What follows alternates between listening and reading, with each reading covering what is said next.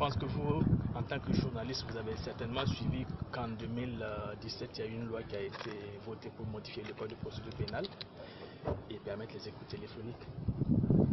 Ce qui veut dire simplement que ce qui a été fait avant n'est pas légal. Si tant est que ça a été fait, puisqu'il y a des éléments, comme on l'a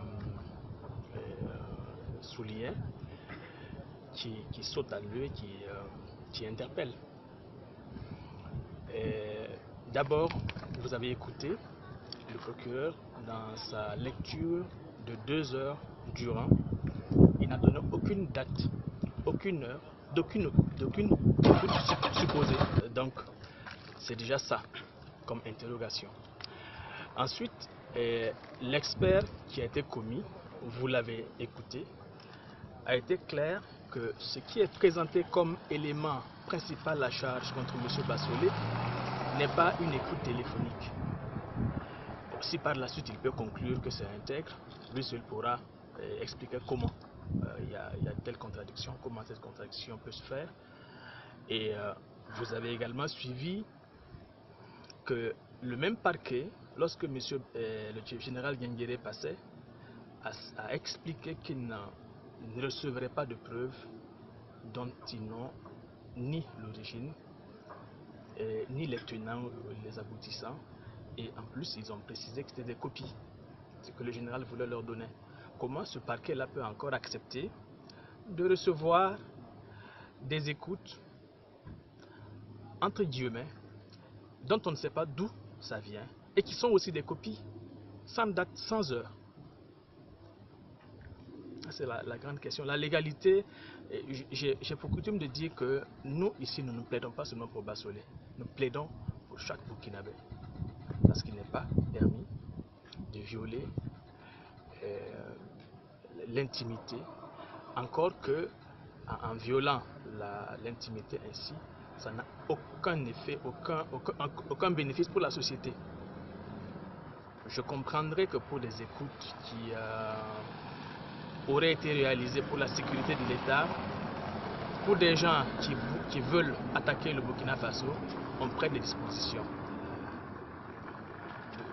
Le 16 septembre, du 16 septembre au 23 septembre, ou je dirais jusqu'à ce que Bassolé soit arrêté, avez-vous entendu qu'une disposition a été prise pour contrecarrer des djihadistes qui seraient aux portes du Burkina? Avez-vous entendu qu'il y a des actions particulières qui ont été menées pour contrecarrer le contenu de telles écoutes? Rien.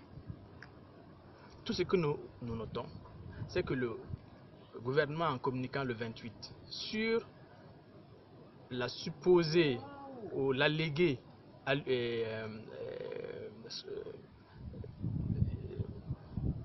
collusion entre Gengere et Bassolé, en même temps, disait dans ce communiqué aux populations de rester calmes. Si vous êtes sûr qu'il y a des forces à vos portes, vous ne dites pas aux gens de rester calmes, vous prenez des dispositions. Et de toutes les façons, vous voyez, la question que Bassolé pose constamment au procureur, c'est de savoir quels sont les faits que vous me reprochez. Vous dites oui, il y a des écoutes. Vous ne me dites pas d'où ça vient. Vous ne les authentifiez pas. Parce que là, le débat n'est pas encore clos. Et vous n'ajoutez à ces écoutes aucun fait.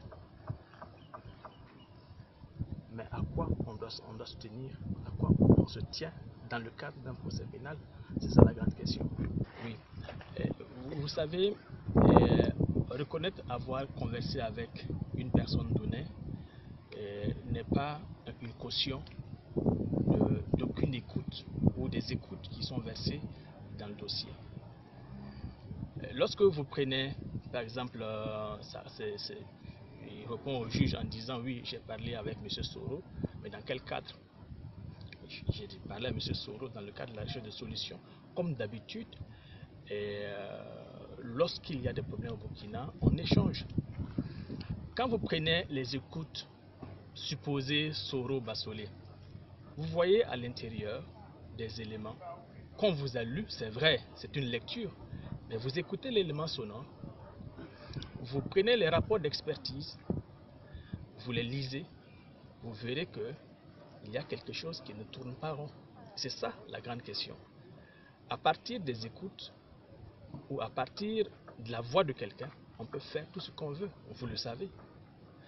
Donc, monsieur Bassolé ne nie pas avoir parlé à certaines personnes, le commandant Damiba, mais on vous a lu également la conversation avec monsieur Damiba.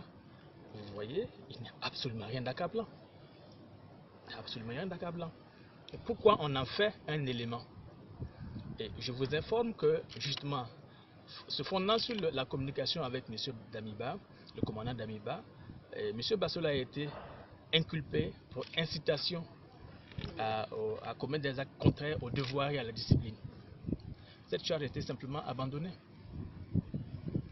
Donc, c'est vous dire toute la légèreté de tout ce qu'on veut tirer de ces écoutes-là.